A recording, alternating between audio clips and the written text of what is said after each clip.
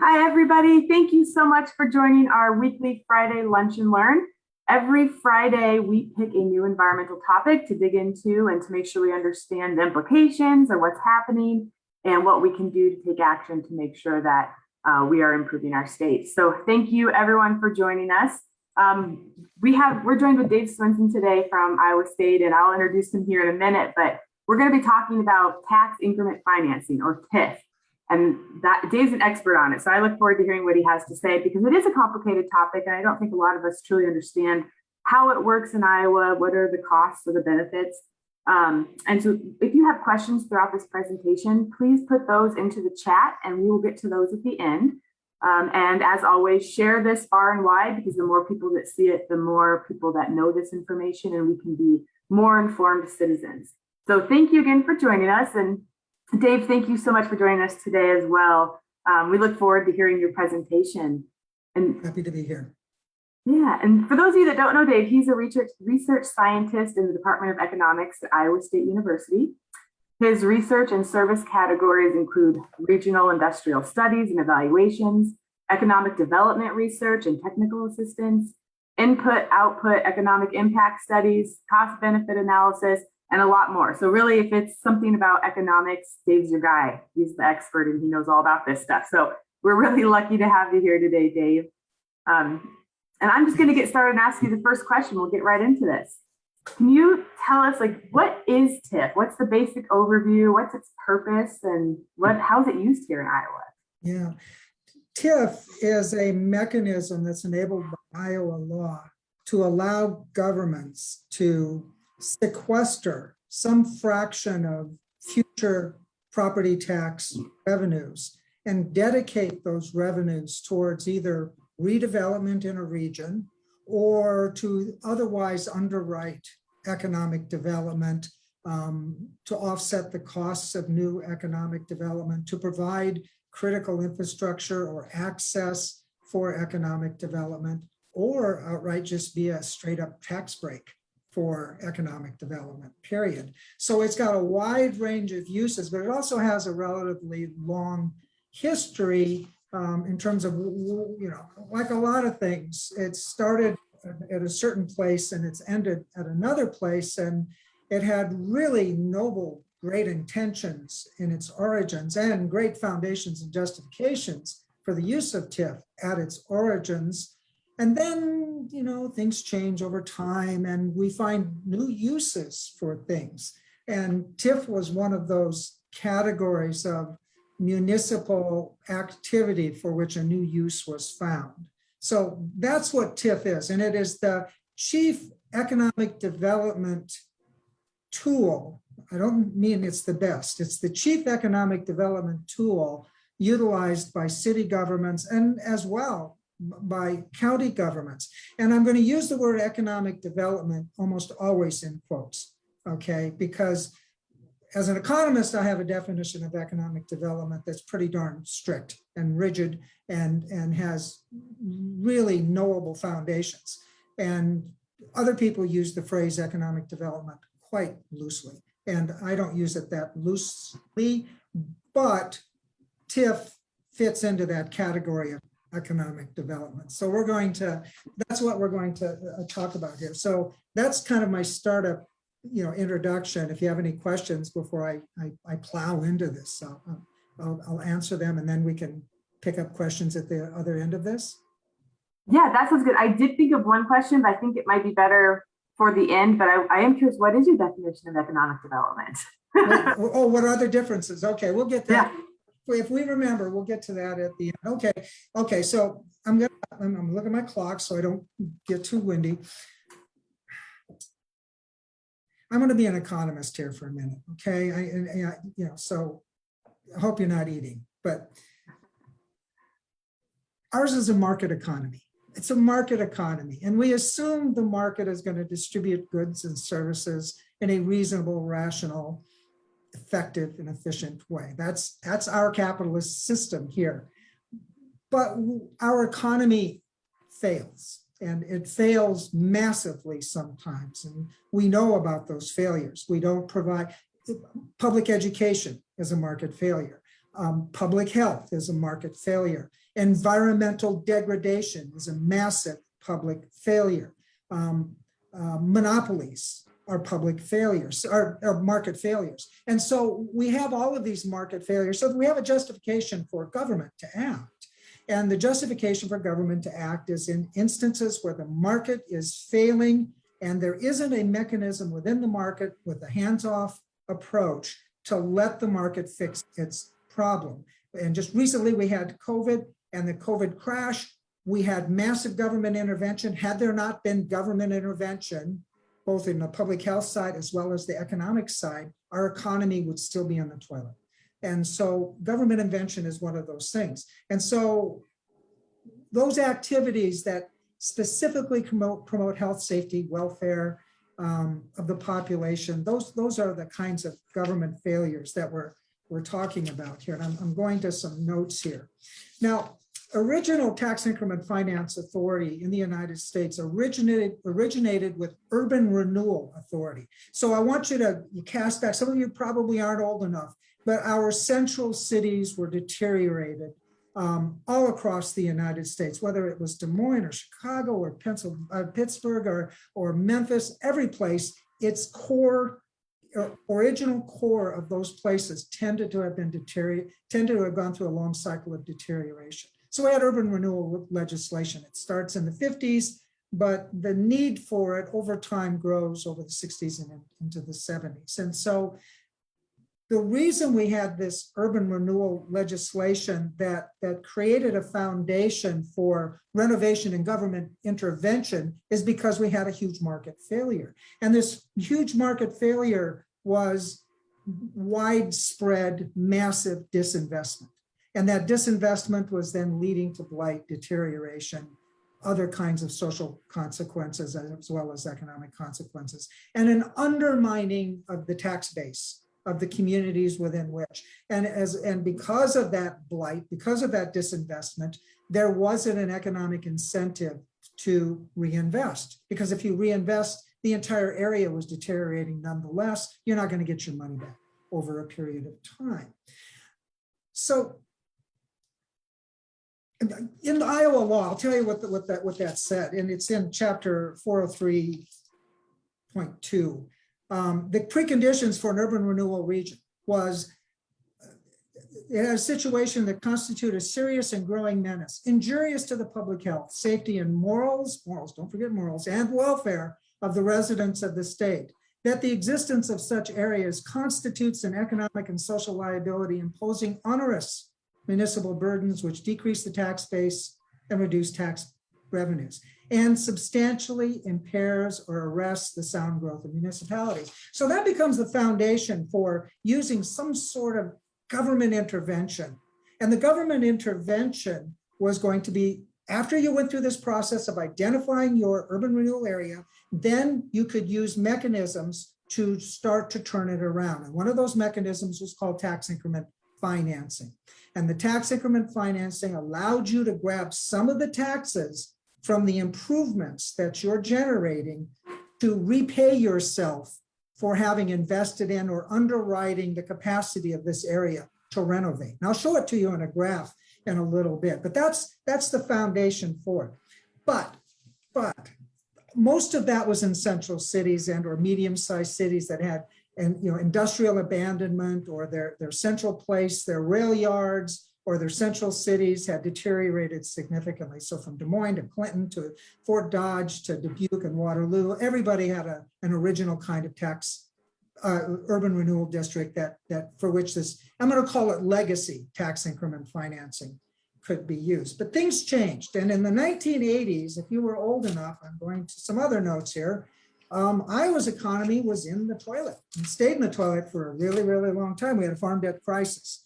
We had massive outmigration. Our population declined during the 1980s by 4.2%. There was literally an diaspora. People just had to scatter to find work in Iowa.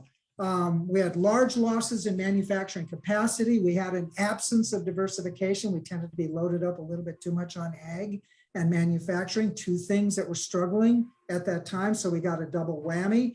We had huge outmigration, and there had been a tremendous shift of trade capacity away from medium-sized and small cities that we all might have grown up in into the larger cities, into the state. So we had a huge problem in Iowa. So what happened at this time? People were scared. People were truly scared.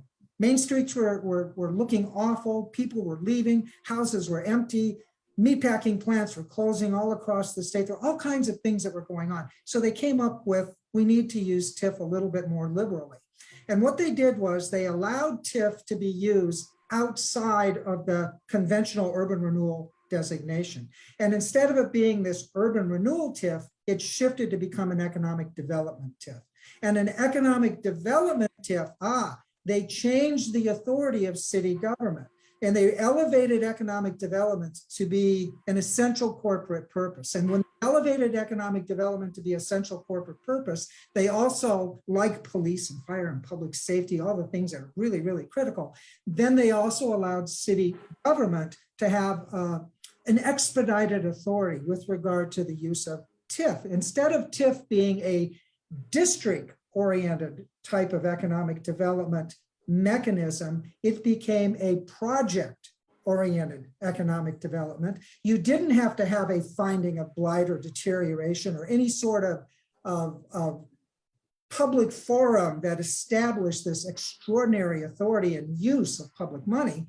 You just simply had to have a declaration, an affirmation of city government. And county governments can do it too, but the first ones to use it were city government. So all they really needed to do was make a declaration of, this is a TIF region. We want to promote economic development within this area. And ABC Manufacturing is interested in coming here. And so what we're going to do is use TIF to help ABC Manufacturing come here. And so that's the difference. So prior to that, TIF was a rare occurrence with an extraordinary mission. Then it was liberalized. And we didn't just all become really over super duper TIFers, lickety split. It took a while.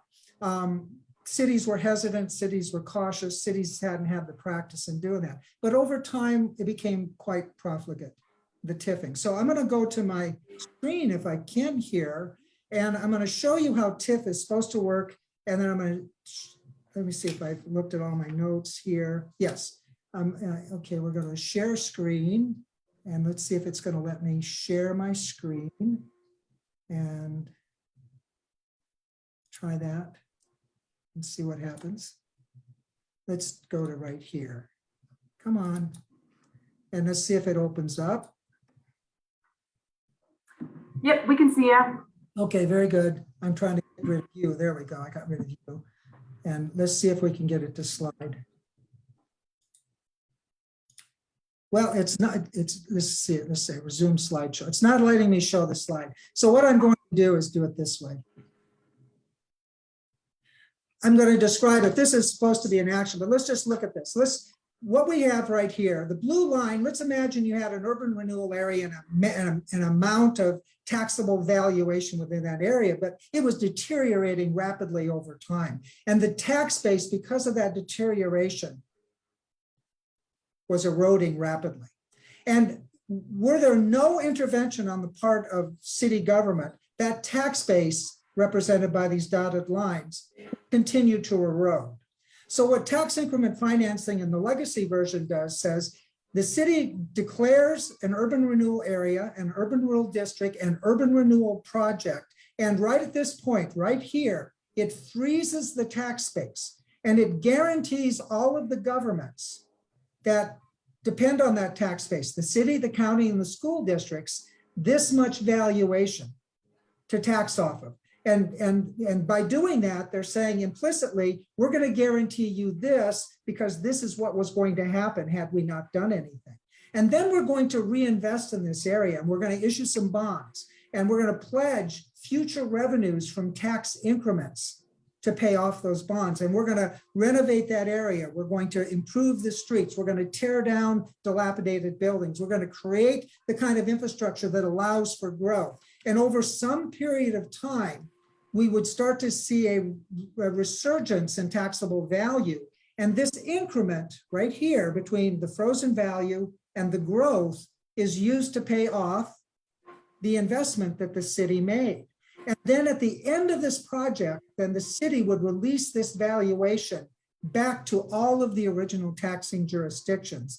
And their tax bases then for that jurisdiction would grow from here to here. So that's the way TIF was intended to be used.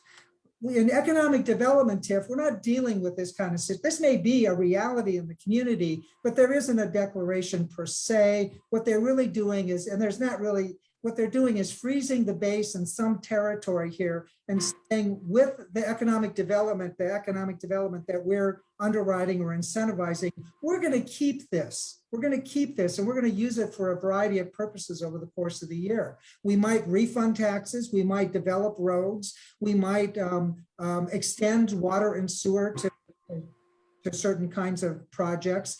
Or we might create regions so that it can be more of a development friendly area. But for all the while that they're holding on to this increment, this property valuation is not available to the general fund. And because it's not available to the general fund, it's been sequestered. And remember, they're keeping the taxes the city would have collected on the increment. They're keeping the school taxes that would have collected on the increment. And they're keeping the county taxes that would be collected on the increment. So I'm going to just go to a next slide here. And we'll get the modern rationale for TIF. Come on. This computer is, I told them I have a new computer and it's being bad. Now I can't find my mouse. There we go. There we go. We still have a modern rationale for TIFs. Blight is still an issue, but it's not the kind of blight that we had in central cities more so. It's the blight that's associated with systematic decline, mostly in our mid-sized cities and rural areas. It's not necessarily a market failure. It's just an indication of market shifts that has consequences for a lot of our places. We do have imperfect markets, and I'm not going to talk much about it, but what I am going to talk about and why TIFs are so popular right now is because of competitive bidding. Every city, no matter what, is faced with the prospect that if an economic opportunity arises, somebody can steal that opportunity from me if I don't offer incentives. Or a firm comes in and says, you know, I'm interested in Clinton, but you know what? I'm also looking at Fort Dodge. What can you do to me and do for me? And so firms bid communities off one another. And again, basically what they're bidding for is community underwriting, and TIF is the primary way to do that. The last rationale, of course, is cost shifting. You are shifting some of the costs of underwriting government, especially for the schools, to the state of Iowa, but you're especially shifting the cost of running local government to those people who are not in the TIF districts, but who are in the who are the remainder of the asset owners within a community, and they're the ones that are going to be funding the general fund. And then real quick here, because I don't want to burn up all my time, this is the top 25 TIF valuations in the state of Iowa as of this year. Altoona has now surpassed, they must be proud of themselves, Coralville, which was long the leader in TIF valuation. And this is the fraction of their total valuation, taxable valuation base that is in TIF, 30% in Altoona. Coralville is so proud because it's down to 25%. It used to be upwards of 40%. And you can see how that number goes down. You can also see that some of the statewide average is 9%, or the state amount of valuation that is in a TIF district is 9%. So you can see Des Moines and West Des Moines are close to the state average, even though they have a large amount of things. But you can see places like LeClaire and Avoca as high as 87%. So some communities have extraordinarily leveraged their tax base or ceded their tax base to industry. Now I'm going to stop sharing now, I hope. Let's go ahead and do that. And I'm not finding my screen. We'll get there in a second. I think I can do it on my end. Do it on your own because my thing, okay, very good. There we go. So that's basically the end of my TIF. Sorry, I went longer than I probably should have. But no, that's okay. It seems. Okay. Thank you for presenting that, because I think it's important for us to understand that, and it's clear that it really is a complicated thing to understand. So I think it's good to be able to dig into that. Yeah. I have two questions to kind of go off of what you just said. Is one, can you maybe provide like an example of TIF, like with a real project that's being done that might help understand that? And then I had a follow-up question on that as well. You want an example of TIFs? Oh, yeah, so many of them. The Coral Ridge Mall out in Iowa City was TIF'd. Normally, you wouldn't want to use TIF unless you were able to demonstrate that it was regionally job generating. The Coral Ridge Mall was one of the big early users of TIF. Most of the development in and around Coralville along the river there is in a TIF district. So those are examples. The department store that moved out there, I can't remember the name of it, but they TIF'd it. Normally in economics, we don't TIF service providers in general or commercial providers. You don't give TIFs to Walmart. You don't give TIFs to Hy-Vee. You give TIFs to corporate headquarters. You give TIFs to manufacturers that selling or are exporting their product outside of the state. You give TIFs to regional distribution centers that serve a large area. We call those basic industries. But over time, we've been giving TIFs to nearly everybody, and especially in the commercial area. And some of these communities, like I think Coralville, 80% of the commercial tax base is in a TIF district. 80% of that commercial tax base is sequestered from from the general fund, because that money gets to be used for special things. So those are some examples. Of course, we use TIFs for the ethanol plants. All of the ethanol plants, all of them got a TIF, some of them lasting 20 years. The modern TIFs are only supposed to last 10 years. Some of them lasting 20 years, which is inane because the ethanol plants had to be here because this is where the corn was. right. So it doesn't make sense to an economist to incentivize a factory that already had to be here to make it be profitable. That makes sense to me. TIF is used and abused over the years. Yeah. So a follow-up question to this is, so if taxpayers are investing their tax dollars into these projects like Coralville Mall or like an ethanol plant, why don't the taxpayers or the city co-own it? Yeah, wouldn't that be the case? But we don't have that kind of authority, I think. And it's really weird because it's not an investment per se. It's because we have other economic development mechanisms. We can forgive taxes on a schedule. For example, tax or other kinds of urban revitalization authority allows us a 7-year or a 5-year or a 3-year graduated reduction in taxes over the course for a project. So we allow for the forgiveness of taxes in support of economic development. We allow for governments to do other kinds of things to underwrite economic activity, whether it's to harden infrastructure, to add a third lane and a super duper exit so people can go to the Iowa Raceway 6 times a year, things like that. We do that. That's part of what we do in government. And we don't claim that we should have a share of the Iowa Raceway, which would be no good because they kept going bankrupt. But by the way, that's also a risk. Especially housing crisis. We had a lot of TIF districts, housing TIF districts that ended up not coming to full fruition, and communities were left with the cost of paying off some of the bonding when there wasn't new housing going up and no increments coming in. So the short answer is they don't let us do that kind of stuff. And then that's not our job in government, is to own shares and stuff. The best approach is to minimize the use of TIF and to use sound economic development principles. Now, I'm going to real quick here get to the research. A lot of research has been done over the years. Tim Bartik at the Upjohn Institute is one of the best. There are other people that have done good research on it. Peter Fisher and Alan Peters, when they were at the University of Iowa, also did really good work in this area. And the basic summary is that anywhere from 65% to 80% of all state and local government tax incentives are wasted because they're given to firms that would have made a decision to locate there anyway. So the effect of the money, it's basically we're spending a lot of money that is wasted. And it's just over and over again, the same conclusion is drawn. We're wasting our money because these firms would have located anywhere, but the firms go to a community and say, you know, I'm not going to build that Iowa fertilizer plant in Iowa. I'm going to build it over in Peoria. Well, the hell they were. They hadn't done any kind of work in Peoria. They'd done a ton of work in Lee County. Everybody who had half a brain knew they were going to build in Lee County.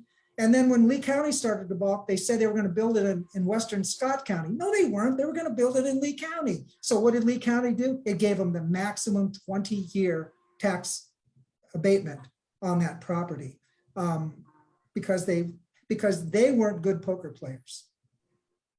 Wow.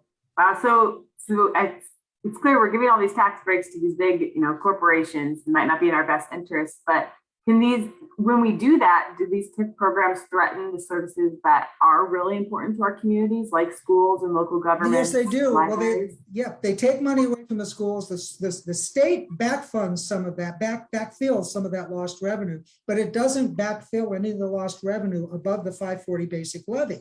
So there's all kinds of levies that school districts lose their money on. It constrains the tax base that's available for general funds and pushes up the tax rates that have to be paid for general government activities within those TIFing communities. So it is shifting property tax responsibilities to people who are not, or most likely not directly benefited from that TIF. And we did research a decade or more ago, and we found hardly any correlation between the extent to which you are engaging in TIF and the rate of economic growth of that town and or the population base. So the places like Altoona and Coralville and Pleasant Hill and all of these suburban places that are heavy TIFers, they were going to grow anyway. They were going to grow anyway. Yeah. But they were using these resources to underwrite growth. Or perhaps in competition with the other suburbs. We do have a bunch more questions, but I think we're probably just going to have to schedule another lunch and learn to get through because we want to know a lot more about this. But one comment I'm seeing on Facebook right now that I think goes back to one of the things that kind of might tie this all together is, so Carrie is saying that, I've developed a bad attitude about that term economic development, kind of like what you were saying. So what is good economic development? What should we be fighting for? Yeah, what you need to know is that when you are using public money to try to incentivize growth, that growth, for it to be economic development, should be producing jobs that are at or better in terms of compensation than the prevailing regional average. You should be, in terms of economic development, improving the standard of living of your entire community over a period of time. If you provide economic development incentives to a firm that significantly pays less, like Amazon warehouses, than the prevailing regional average, you're actually lowering the average rate of pay in your community. That's not economic development, as far as I'm concerned, and as far as most economists are concerned when they think in terms of community welfare. Yeah, that makes so much sense, because that is going to be the most important stuff on there. Wally, it looks like you're joining us. Did you want to throw in one more question before we wrap up? Well, me, it's more of a comment than a question, but to focus on why the Sierra Club cares about TIF, Dave, you mentioned that in the mid-'80s, a TIF moved away from the inner city slum development idea to economic development. And we believe that has encouraged the development of farmland, areas that shouldn't be developed commercially or industrially, and that it encourages urban sprawl. Yeah, I'm really at a loss to explain, because if most of it is wasted and most of that growth would have occurred nonetheless, especially in these urban areas, the degree to which TIF is turbocharging that is something that's a little bit fuzzy. Your biggest problem is zoning, effective zoning rules and regulations, and exercising that authority within a community as well. I take a community real quick. Iowa City, Ames, Dubuque, a lot of these places, only 1%, 2%, 3% of their tax base is in TIF because they don't play this game. But then there's other places that do play this game. And again, you've got your Coralville and Pleasant Hills and Altoona and Waukee and those kinds of places. Those places are going to grow nonetheless. I don't know how much TIF is pushing it, but TIF is being abused within those places at the detriment of the communities. But many times I have seen that the rezoning is part and parcel of the TIF Sure, project. they're using TIF as yes, I understand. And within that context, I agree. Because creating an opportunity for TIF for commercial or industrial growth or a substantial piece of sprawl, I agree. The other point is that because TIF, as I understand it, defers the collection of the tax for the 10 or 20 years, and that particularly as it affects school boards, when the state has to, as you say, backfill the money that's not going to the schools, that's money that the state doesn't get to the DNR, for example, for environmental protection. That's exactly or right. other things that the Sierra Club cares about. That's right. That is a shift within state funding to local governments that is not available, and it's pretty substantial. I think the amount is probably close to $60 million a year. And now it may even be more than that. The last time I looked, though, was several years ago, and it was 40 million. I'm just guessing it's a lot bigger now. Right. Imagine what we could do with that in our general fund at the state level. Like I know when the DNR was considering hiring some more inspectors for animal feeding operations division, I'm pretty sure they estimated it at 100,000 for each new inspector. And it's like, how many new inspectors? We need those inspectors. So yeah, it is really interesting to dig into this because we're taking our taxpayer dollars that are meant for our social services. We're redirecting them in the name of economic development to businesses, corporations, and at the expense of the services that we rely on at a local level and at a state level. That's exactly right. So yeah, that's not good news for Iowa. Yeah, and the whole economic development framework and structure within the state of Iowa is extraordinarily poorly thought out, period. And that's as nice as I can be. Yeah. Well, we are going to probably have to do a part 2 on this one if you're down for it, Dave.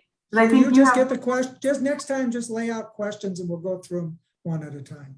Okay, that sounds good. We will do that. We'll have Wally back on too, because I know Wally had a lot of thoughts on TIF as well. So thank you everybody for joining us for our weekly Friday Lunch and Learn. I hope you learned something. I hope you now understand TIF a little bit more because it is clearly something we have to pay attention to because it is hurting our social services and our public services. Mm-hmm. So Dave, thank you for joining us and for sharing your knowledge and wisdom with us. And we look forward to talking about this more and hearing more about what we can do to actually build, economies that work for us and for our communities and for our environments and our friends and families. Okay. So, yeah, thank you very much, Dave. Have a good Friday and a good weekend, everyone. Peace. Thank you.